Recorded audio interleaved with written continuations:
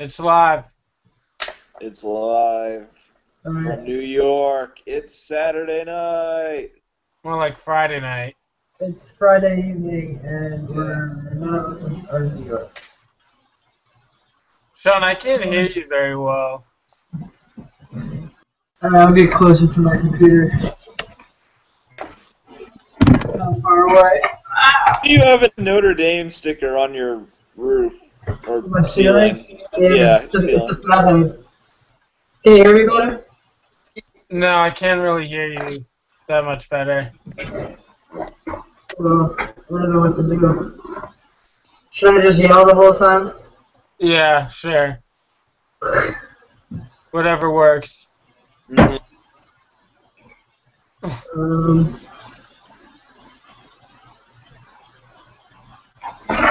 Alright. I didn't watch the All-Star game or the Derby. I heard the Derby was really good, though. I said I didn't watch the All-Star game or the Derby, but I heard the Derby was really good. Yeah, the Derby was fantastic. They need to stay with this format. Yeah. All right, you want to start it, Sean? Oh, let me see if I can adjust my microphone. Okay. Mm.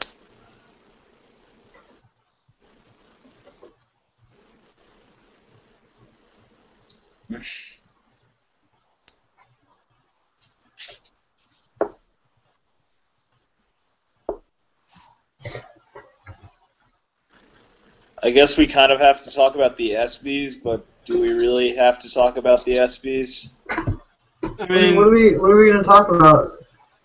I guess some surprises in the awards. I mean, I just put it on there because there's nothing else to talk about.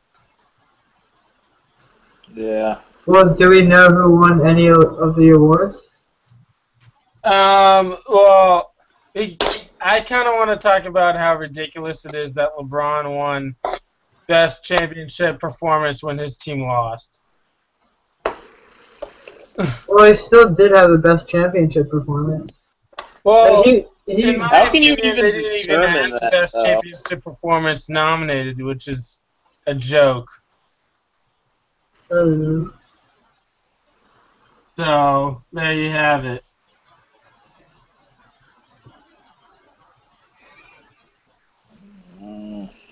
Alright, are we ready to go? Yeah, let's do it. See what I can do with my microphone. Okay. Brian, That sounds better. That sounds better. It does sound a little bit better. I do? Okay. Do I sound even better now? Yeah, it does sound better. Okay. My microphone was at like 86.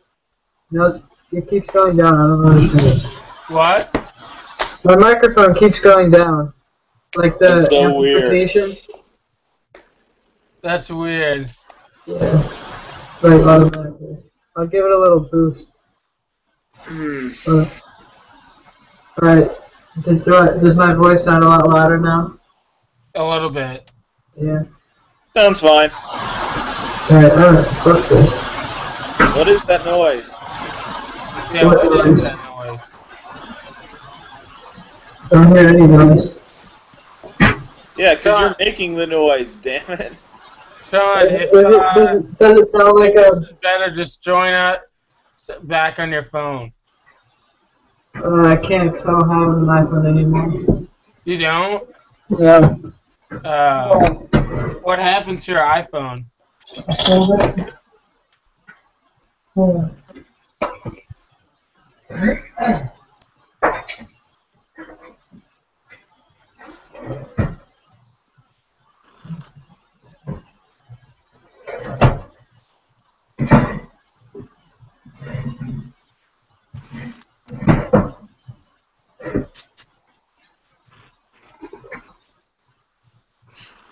You guys still hearing the noise? No, but it sounds a lot better. Yeah, I was just about to say it sounds really much better now. More better. Alright. Let me pull up the leaderboard. Yeah, I was just looking at it right now. Oh, let me, actually, yeah, we can start it after a quick song. You guys feeling hip-hop or jazz or rock and roll? Do or what? Illmatic. Illmatic? Yeah, I've been listening to that nonstop since we were in Baltimore. Right. Yeah, I don't have a auxiliary cord thing in my car, so I just play CDs. And I usually just stick with Illmatic and the Led Zeppelin one. Yeah, I was thinking we could start with New York State of Mind and then go into close out with One Love. Wait, Oh yeah, I did text me that. the Macklemore One Love or the Bob Marley One Love? The Neither. Nas One Love. The Nas One Love, which is better than both of them. Wait, what? What did you say, The Brian? Nas One Love, which is Oh. better than both of them. Okay.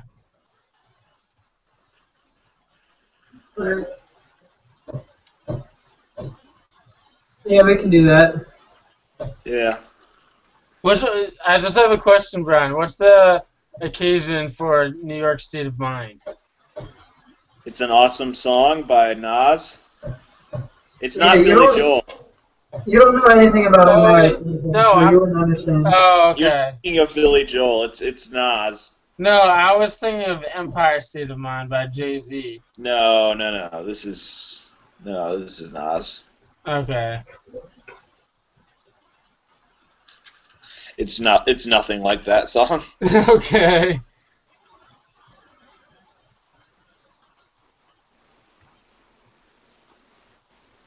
Speaking of right. Billy Joel, he played at Fenway Park last night. Really? Yeah.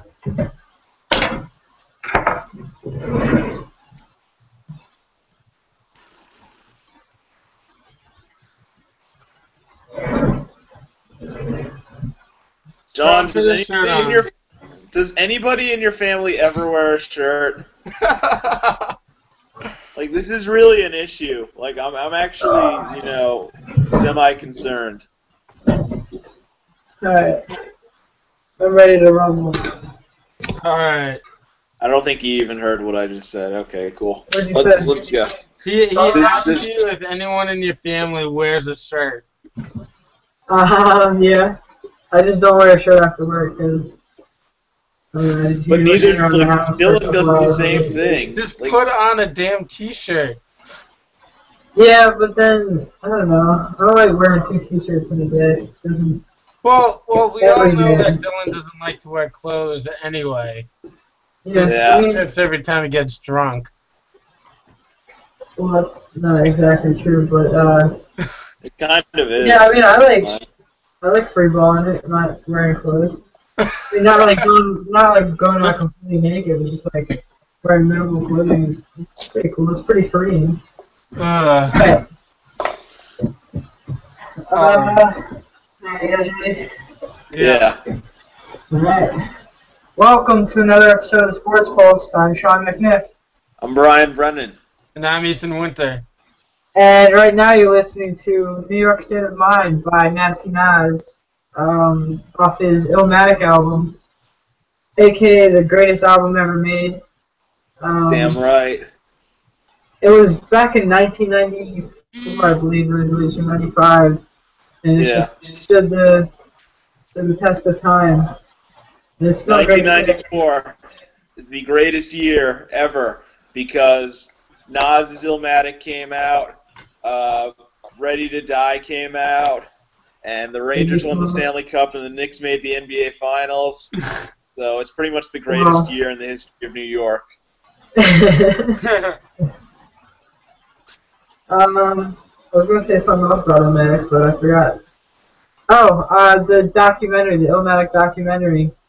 If you have a chance to blow an hour and a half, it's a great way to waste like an hour or two. Very great story behind it, the whole thing. Great cinematography. Just a great documentary. But our first sports-related topic is the MLB All-Star Game, most notably the Home Run Derby, which changes the rules up for the better, a lot of people think, and I think Yeah. we all agree as well. Yeah, it What was do you guys think? the home run derby was really awesome. Actually, me and a few buddies of mine, we each picked out who we thought was going to win. I even filled out a bracket. I thought Josh Donaldson was going to win. I was wrong, but as he fell to hometown favorite and eventual home run derby champion, uh, uh, I forget his first name. Don Frazier. Yeah, Frazier. I knew his last name, I just forgot his first name. Wasn't Donaldson eliminated in the first round, too? Who? Donaldson. No, he eliminated made it to in the first second round. Yeah, I was going to say, because my pick was Anthony Rizzo, and Anthony Rizzo was eliminated in the first round. Yeah, he lost to Josh Donaldson. Yeah. Um, Couldn't remember. Yeah, and Todd Frazier beat Josh Donaldson on a buzzer beater home run. Yeah. Which was pretty awesome. And I think what made it so great, the home run derby, was that the crowd was really into it. And I think the time limit really adds some drama to it because you're like, you can see the clock, you can see like how much time they have left, and the players they're trying to they're racing the clock more or less, as opposed to just having 10 outs and they can take however many pitches they want, and but it was just so much better. And I think the fact that Todd Frazier won, being the hometown player, really helped the home run derby this year in making it so successful. And I hope Major League Baseball does not change it one bit moving forward, because this is the format that they need to move on with going forward. What baseball's doing, especially this year with the new pace of play rules and the changes they've made to the home run derby, is they're addressing what I think a lot of people's biggest complaint about the sport of baseball is that it's too slow. There's too many breaks in between innings. It takes too much long. Downtime. Yeah, exactly. You watch a Yankees-Red Sox game, and it goes for like 4.5 hours, and it's just brutal. And like, I think that's what people's biggest complaint was with baseball. Whereas opposed to, say an NFL football game, you watch an NFL football game, you're pretty much done in like 2.5 hours. So no, football's long too. Well, I mean, like football's like 3-hour games, but they're but it's not. I don't think it's as long as baseball, to be honest. What? Well, football games are usually 3 hours unless they go into overtime, but they're 3 hours pretty on the dot. And college football games, they can go well into 3.5 hours too, because they stop the clock a lot more in college football as opposed to. That's true. As to that is true. I was talking more NFL, but still, like, you know what I'm saying though. It's long. It goes a lot of people at least 3 hours. But you know what I'm saying though. Like the thing about the NFL is there's action on almost every play, and with baseball, it takes a while for something to happen. So I think that's what people's biggest problem was with baseball, and with the changes Major League Baseball's made to games this year and to the home run derby. I think they are addressing two of the biggest needs, and I think that's one of the good things so far in office that Rob Manfred has done. Yeah, I think Rob Manfred in general has done a pretty good job in his first year. Yes. As commissioner. Now, I didn't really get to watch the home run derby because I had to work the next morning. And I thought I was going to DVR it, or I thought I had it set up on my DVR, but I guess I didn't. So I haven't been able to. I know, I'm such a scrub. I think it accidentally recorded another episode of Cops. But dude, you need to Cops is it's like the same thing. Like you can cancel. I'm starting to realize that. Cops.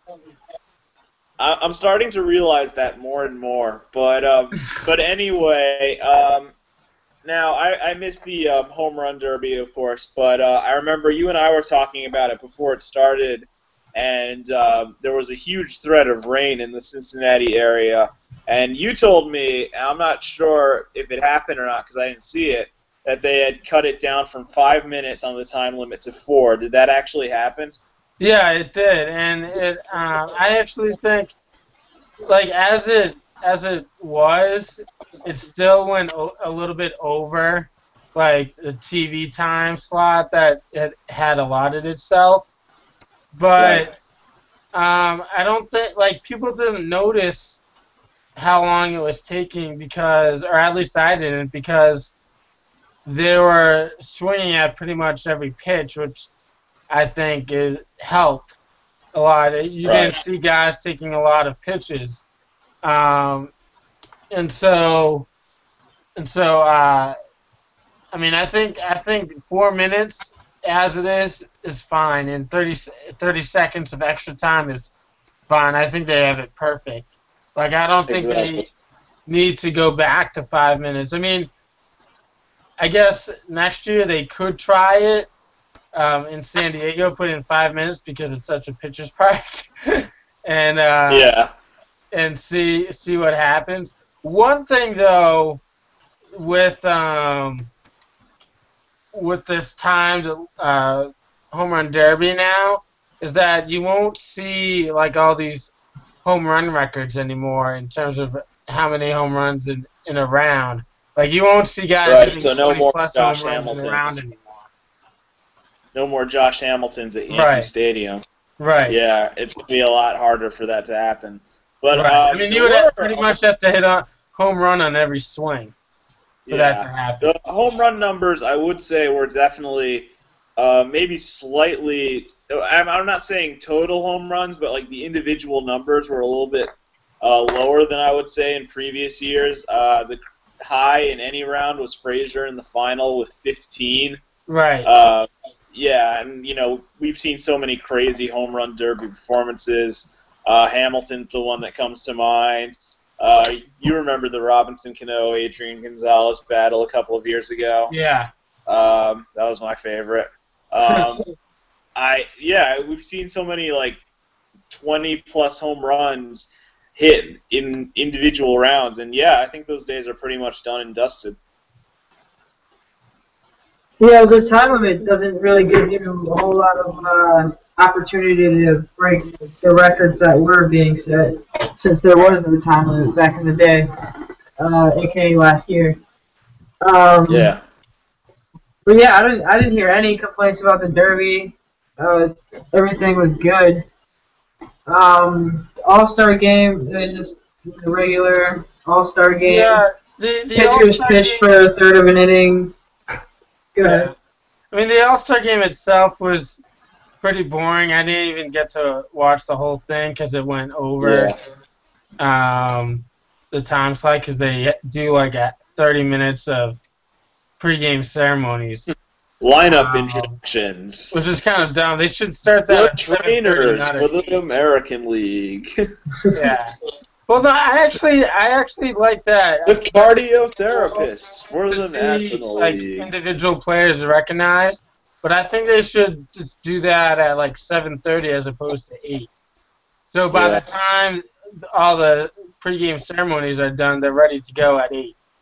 I was, I didn't get to watch a lot of the home run, the All-Star game for a lot of the same reasons I didn't get to watch the home run derby. Because work and I was just exhausted. And what I did see though was Mike Trout leading off the game with a home run off of Zach Greinke, who had a tremendous first half. And now Mike Trout has gone natural cycle in his first at bat in his 4 All-Star games. He went single in his first at bat in the All-Star game, his first All-Star game in 2012, and then he hit a double at Citi Field, and then he tripled last year at Target Field, and then he hit a home run this year. So just incredible. And at that point, kind of got a sense that Mike Trout had set the tone for the rest of the All-Star game. Yeah, Pretty impressive. Yeah, Mike Trout won the All-Star Game MVP, the Ted Williams Award. And he was also the first person to lead off an All-Star game with a home run since, I think, Bo Jackson in 1989. Bo Jackson, what a name drop. Yeah. Yes. So that's pretty cool and pretty awesome. And then I think Lorenzo Cain was like the first Royal to hit an RBI double in the All-Star game since Bo Jackson also. Yeah. But I mean, that's pretty. What's kind of funny is that Bo Jackson hit that home run in 1989 at Anaheim Stadium, which is now where Mike Trout plays. Right. Yeah. That is funny.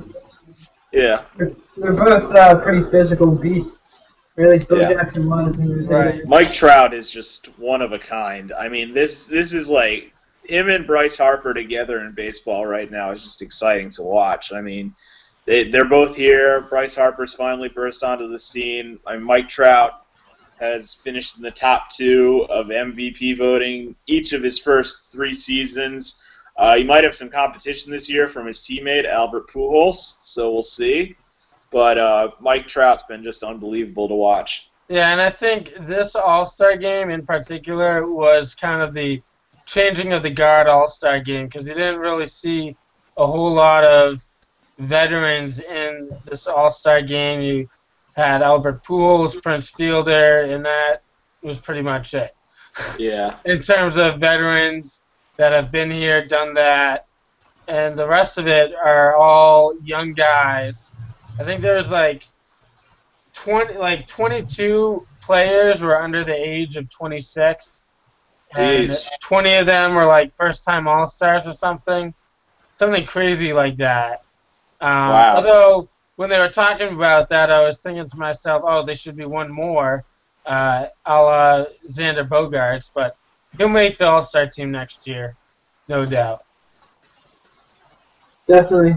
All right, on to the Open, or as us Americans call it, the British Open, which is being played in Scotland. Did Scotland just like invent golf? Is that why they call it the Open? I guess so. I don't know. But You know how anyway, they are. They're very territorial about that type of stuff. yeah, they really are. It's really Well, Scotland's part of the United Kingdom, so Yeah, technically I it guess. is England. Dustin Johnson is in the lead at -10 through 2 rounds. Or actually, the second round it hasn't even been completely finished yet. There's a lot of rainfall and the greens have been flooding. So Surprise. yeah, right. Rain and miserable shit in Scotland. What a surprise. So Dustin Johnson is at -10, but he's only on the 13 or through 13 totals. In the second round, Danny Willett, kid from England, is in second place at -9. He actually completed the second round. And then Paul Lawrie and Justin Day are tied for third at -8. They're on the 11th and 12th hole. A few names are kind of getting back into contention at this thing after kind of being down at a couple of events. I'm just looking at Louis Oosthuizen's back in contention at 7 under par. Yeah. Luke Donald 6 under. Adam Scott also 7 under. So a lot of familiar names still in contention at this thing. And Tiger's just a mess. He's a disaster. Yeah. Tiger's been a mess all summer. Well, for the past 10 years, he's been a mess. Not 10 years. Well, 5 years but, probably. Yeah, it's been more like about half a decade now, so about 5-6 years of Tiger Woods just being, not Tiger Woods, and he's going to miss the cut. I think he's at 5 over, so he's done for this one. Yeah, he's been missing a lot of cuts lately. Yeah. But fortunately for him, he wasn't in last place, or he didn't finish in last place. That title belongs to good old Tommy Watson, who Yeah. is retiring from golf, I believe, after this Open. I think he just played his last professional hole of golf. He was at plus 12. He was plus 8 today. He just kind of mailed it in and let the flag fly, as they say. But congrats to him. He's got an amazing career. He's won the Open 5 times. Won his first appearance in, I believe it was 73, something like that, in the 70s. Wow. Maybe it was 78. It's a long time ago. Yeah. Jeez. He's been around for 38 years, I believe. Wow. He's had an amazing career. Hat tip to him. Hat tip to him. He's passing the torch off to the likes of Dustin Johnson, Jordan Spieth, and all these youngins playing the game. And Jordan Spieth's hanging in there too. Now that we get to him, the Masters champion and the U.S. Open champion. He's at 5 under. He's even for today through 13 holes. So yeah, I just saw a stat. Hopefully he gets back into contention a little bit. Yeah, I just saw a stat on ESPN that said he's in contention for his third straight major, win, and which is just a crazy thing to say. You can tell I've been having a hard time wrapping my head around just saying it. Yeah, I know, right? Doesn't happen every day. That's for sure. It's incredible. He's our age. He's younger than us, actually. He's like 21 or 22. Yeah. It's and that's how I feel about like Mike Trout and Bryce Harper too. Yeah, these guys are within my age range, and they're doing so well. And like, I'm in some cases older than them. Like, what's going on here? Oh yeah, like I mean, Jock Peterson. He looks like he's still in high school. Like, I'm serious. A lot of these golfers really, and yeah, Jock Peterson too, a lot of these golfers, like, look like they could be playing at the country club in the town where I grew up. That made me sound like such an elitist pig, too, when I said I've never played golf at any country club, so I don't even know. You guys play golf at all? No, I mean I want to play golf, but it's just so expensive. I feel like it could be a good business tool, so I kind of want to. That's what it is.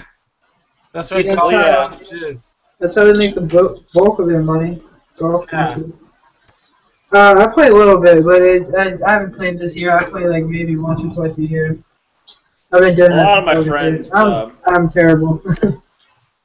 A lot of my friends play. A lot of them have been playing for a very long time, and I feel like it's just something you got to pick up when you're a little bit younger. And I don't know. Yeah, you kind of do. Moving on to. Before we move on, Ethan, I know you're not really into golf, so Sean, who do you think's going to win this thing? Well, I have an investment in Jordan Spieth, so I'm hoping him, but honestly, I don't see Dustin Johnson winning it. He's playing amazing, and he's in the lead, and he's -10, but he had a major choke job for the U.S. Open. I didn't invest in him because of that. I think he's going to choke again. I just don't see him winning. As to who I think will win it, I don't know. I mean, it's open. Maybe Jason Day. He's been playing great this year. Danny Will's been playing good this weekend. If I put money on it again right now, it would be Jason Day probably. Yeah, I'm gonna go with DJ or Jason Day. Yeah. All right, on to the ESPYS, which. I don't think anybody watched. I actually watched it. You did? Joel McHale was the host, right? What? Yeah, he was the host. Did he do a good job? I think his opening monologue was pretty funny. I Yeah. thought the A-Rod bit was terrible. Like, it was just so dumb. Well, And Ken it Jeong's wasted not everyone's particularly time. funny. What? Ken Jeong's not particularly funny, so I mean, he's funny in The Hangover, but yeah, but he didn't write The Hangover. right. um, and I thought it was an absolute joke that LeBron James won best championship performance, even though his team lost. Even he admitted that he was surprised that he won it. I don't know if he was being serious, like just to say that to seem like he's humble and stuff. But I mean, even like he was like, "Oh, I didn't know coming in second would lead to me winning an award." Like that's just that's terrible. It's so ESPN. It hurts. And in my opinion, the best championship performance didn't even get nominated, which is another joke. Who do you think should have won it? What? Who do you think should have won it? The one that didn't get nominated, or of those four? No, who you think should have won it? Like you personally. I thought Tom Brady's fourth quarter comeback in the Super Bowl against the Seahawks was pretty awesome. It was pretty impressive. But of the three other ones, who else was nominated? For those of us who don't know. Well, it was American Pharaoh. I think. Okay. It just reminded me was the U.S. women's soccer team nominated for that championship? I don't know, but it just reminded me of whatever happened right before that award. Joel McHale said something like, "We need to find out if LeBron James is going to lose an award to a horse." And that just cracked. That when you said American Pharaoh, it reminded me of that. Okay. That was really funny. Actually, I think the women's national team should have won it. If like your team loses, like you shouldn't even be nominated, let alone win. What about Carly Lloyd's hat trick in the Women's World Cup final? Exactly. That was greater than all of them, in my opinion. Right. I think the whole women's national team should have won it because they had an amazing. They won best team. They won best team, which I can't really disagree with. I mean, I think the only other team that should have won if it wasn't. Don't even say it. Don't even say it. Patriots, but shut up. You would have lost that game if Pete Carroll wasn't such an idiot. I don't know why. Hey, you don't know that. Yeah, I do know that. Because he had the best running back in the game. Why are we still talking about this? It was like 1 for 5 that season and running it to the end zone through the 5 yards. Yeah, that's because it wasn't in the fourth quarter of the Super Bowl. If you give it to Marshawn Lynch, he's going to go beast on everybody. All right, moving on since Brian's having a heart attack. What were we talking about? The ESPYs? Yes. We were talking about that. I mean, like, I forgot what I was gonna say about that. But yeah, it was national team. The whole team should have won it. Yeah. Carly Lloyd definitely should have at least been nominated. I don't know if she was in that. But it was a great game. They started out on fire. Like within the first 16 minutes, the game was over. Yeah, the game was over in the first 15 minutes. Carly Lloyd had a hat trick. Exactly. In 15 minutes. That's unthinkable. Right. But yeah, LeBron James did have a fantastic championship performance, but his team lost. His team lost. Like he even came in second in the MVP voting. So I don't know how you give him best championship performance when he didn't even win the best championship performance in his own sport. It's ESPN, and they are all over LeBron's dick. Yeah. I mean, he's what's hot in the streets right now, so right. Of course they are. So. So who votes for the ESPYs? Is it like a fan? It's Is the it like fans. 100% the fans, or is it like the It is 100% the fans. Oh, Right. really?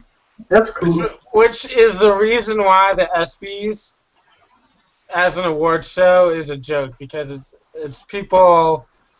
It's not like with the Grammys or the It's Oscars. Kansas City Like, Royals fans there's all an voting again. academy Yeah, that with elite real. people in that field that vote for the winners. But this is just a bunch of fans.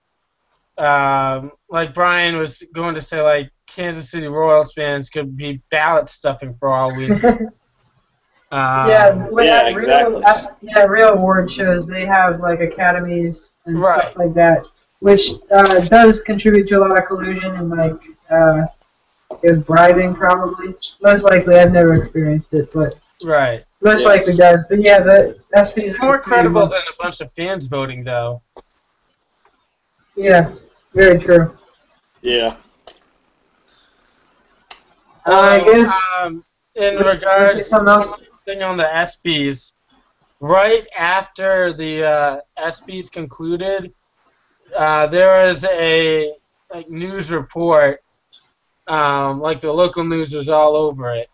But there was a report that Caitlyn Jenner bribed or blackmailed ESPN and.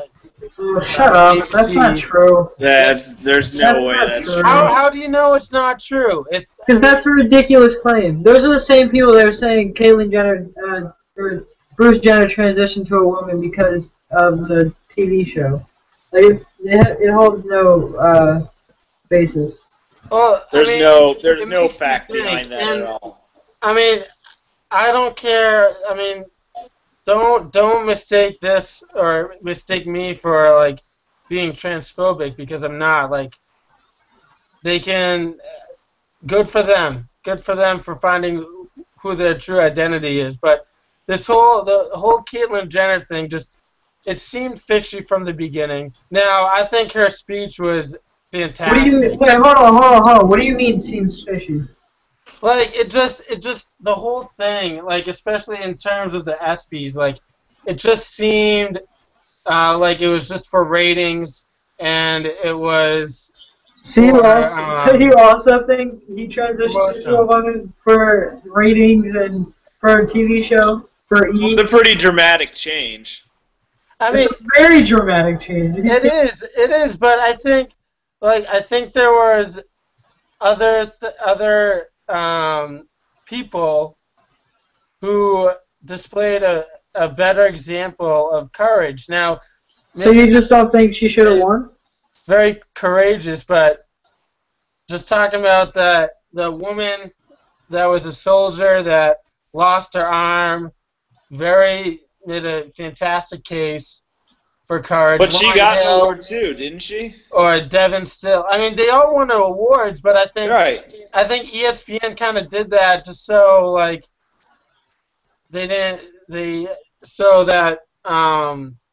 to try to avoid controversy by giving everyone an award. But it just seemed like it was just 100% for publicity and for a ratings booster. But I do have to say that I think her speech was fantastic, and it delivered a very great, a fantastic message, and a very humbling message, and it really spread awareness a lot about transgender kids, especially in America, and those statistics were eye-opening. But I mean, I'm not 100% on the Caitlyn Jenner bandwagon. I think there's some ulterior motive to that. But I mean, good for her. It was fantastic. It was the best speech at the ESPYs, even though it did kind of run a little bit. She could have ended it a little bit earlier than she did. Like there were a couple times when I thought she was done with her speech, but then kept on talking about something else. But that's just my personal opinion on the ESPYS and Caitlyn Jenner. Your speech was really moving. It was fantastic. It ran way too long. I mean, it did. Like she was like I thought like after she thanked her family and stuff. I thought she was done, but then she continued to talk. Well, that's with pretty much every award speech that people either go up there and say thank you real quick and then just leave, or they stay up there for way too long and have to play the music to kick them off. Jim Valvano. Let's not forget in 1993 when Jim Valvano gave his speech at the ESPYS, he said that somebody was flashing him in the background with like cue cards. Saying, hey man, you've got like 15 seconds. That was the funniest part. And he was like, hey, la fama. Not at no point in Jim Valvano's speech did he think he was done. Is my point. Like there was a time in Caitlyn Jenner's speech when I thought she was done, but then she kept on talking. And another thing on the ESPYs, I was kind of disappointed in how they honored Stuart Scott, excuse me. Yeah, I actually was going to say that. They just included him with all the other dead people. Like, I really thought that they were going to do, like, a whole package on Stuart Scott, and they didn't do it, and that was really disappointing. I mean, they already honored him, like, a lot. I mean, they did, but I felt like they were going to do a lot more than just, mention him at the end of a montage like that. And, I kind of thought of it this way. When Jack Nicholson dies, is the Academy just going to throw him into a video montage and be like, hey, this guy died too? No, the Academy is going to honor Jack Nicholson for all of his work. And the ESPYs last night, or 2 nights ago, I guess now, it should have been a tribute to Stuart Scott. It's great that they were raising money in his foundation's name and in the V Foundation as well. Tremendous. But, yes, I feel like Stuart Scott's legacy should have been referenced a little bit more than it was at the ceremony outright. Because Stuart is ESPN. Agree, Brian. Stuart Scott is ESPN. Right, yeah. I mean, they did do a bunch of packages right when he died, but I think they had plenty of time to make another package and make it a little bit different than all the ones that you saw before. Yeah. But, I mean, those are my final thoughts on the ESPYs. All right. Wow. Moving on to our personal fantasy football league. Ethan got his final ruling for his punishment this afternoon. The initial parole hearing. No, I didn't watch it. But I'll watch it. You should definitely watch the video. I asked, did you say parole hearing? No. Okay, that's what it sounded like. Ruling. His ruling. That's it. I don't know. But just to recap, his charges were, I forget all the technical terminology, but it involved collusion, and threatening to leave the league, or threats to the league or something like that. Yeah, I think John Rice added collusion in there. I don't know how or why. No, I think you said tampering. Oh, maybe it was tampering. That was the weird one. Yeah, I mean, I read that and I was like, tampering. Like, what the fuck? Who the fuck did I tamper with? Like, yeah, I think he just snuck that in there. Tampering. So, in the hearing, that charge is pretty much like thrown out. Like, Dunbar threw it out. Address it. Like, I asked John Rice, like, what is this tampering charge that you speak of? Like, who did I tamper with? And then he was just talking about how I told him that I wasn't sure I was going to do the league this year, last week, or on 4th of July weekend.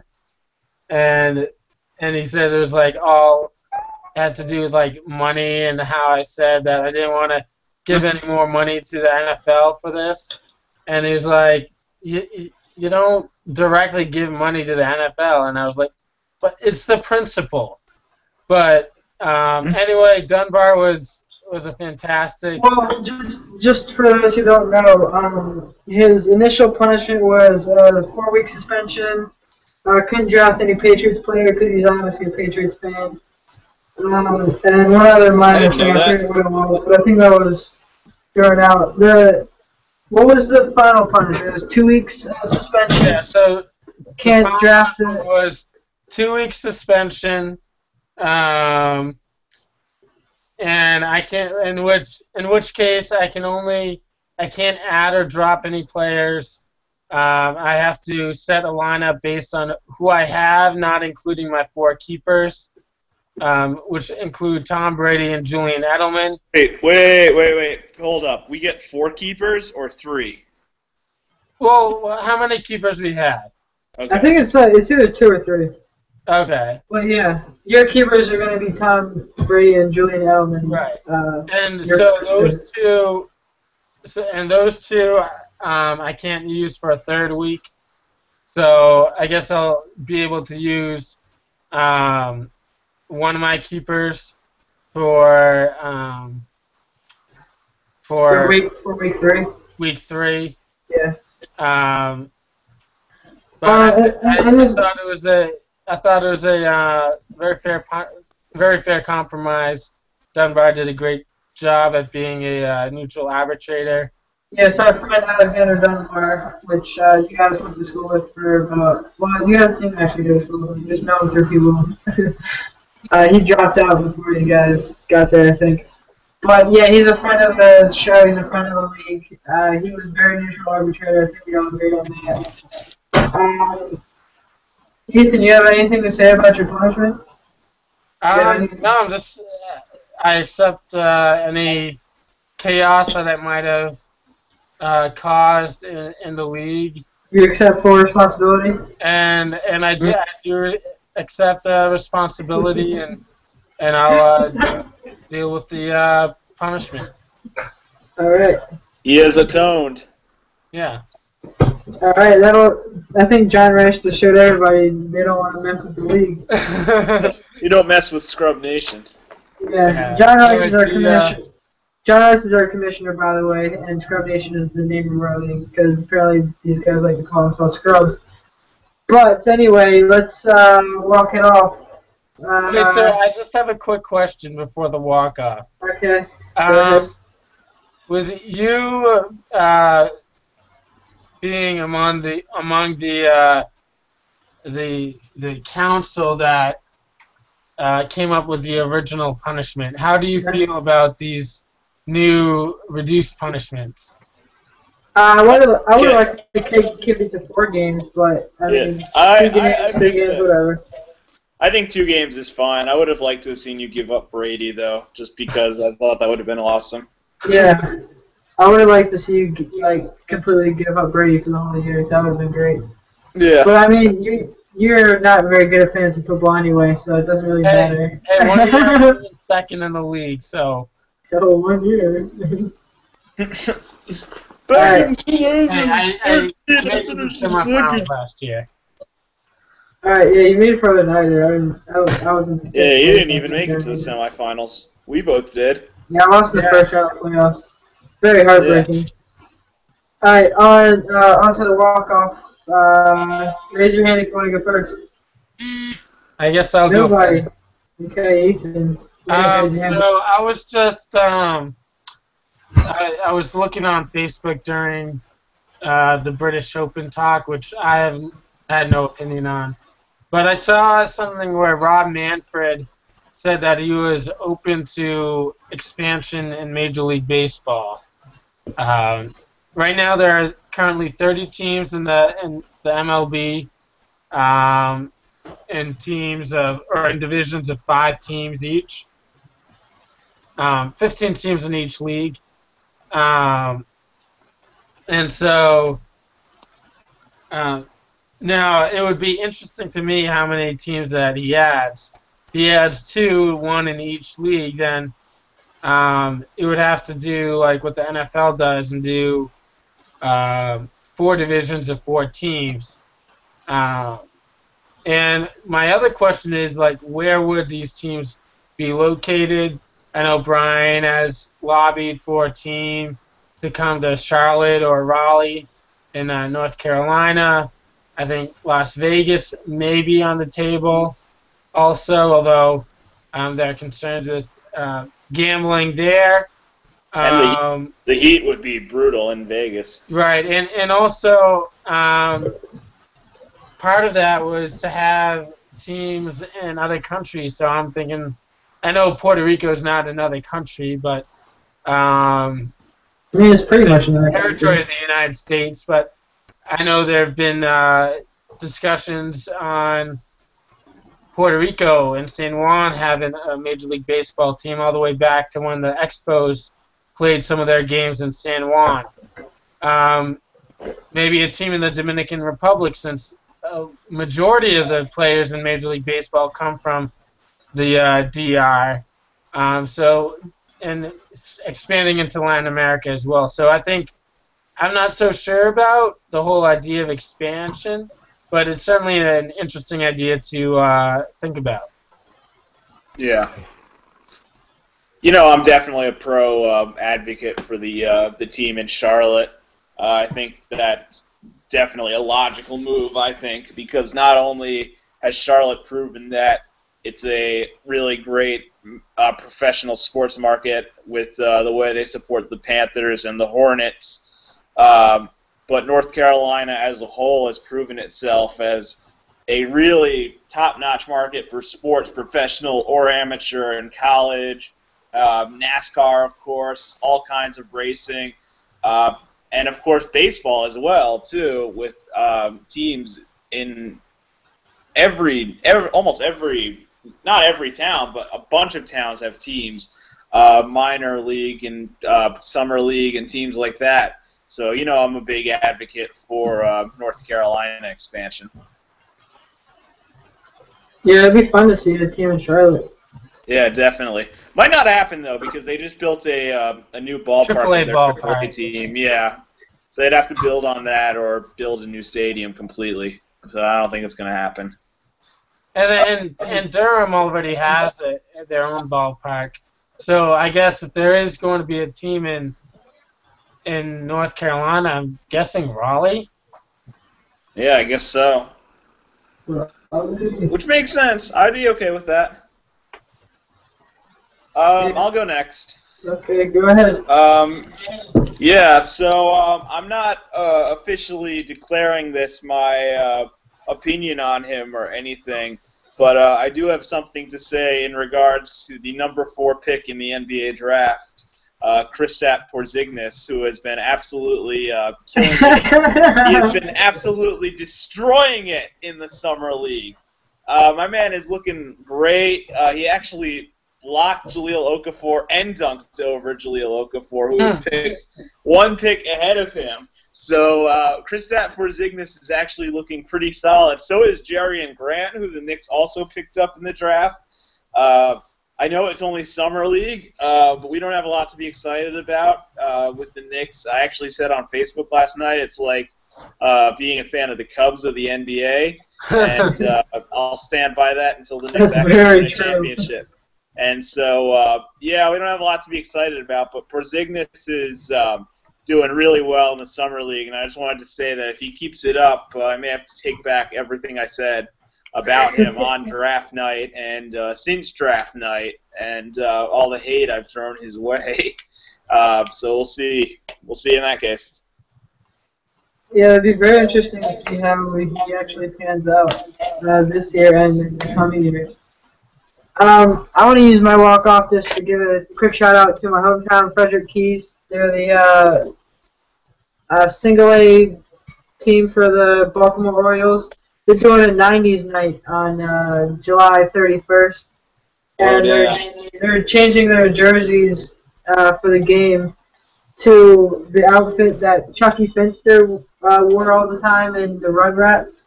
Oh, yes!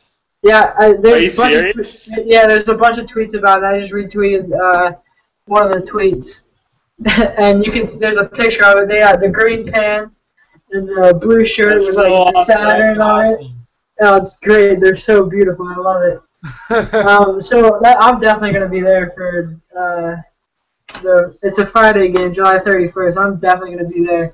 The attendance is probably gonna be packed. So very big shout out to my hometown Frederick Keys and one love to them. And on that note, that's another episode of the Sports Pulse. We got Nas taking us out with one love. Thanks for joining us, everybody. We'll see you next time. Free Brady.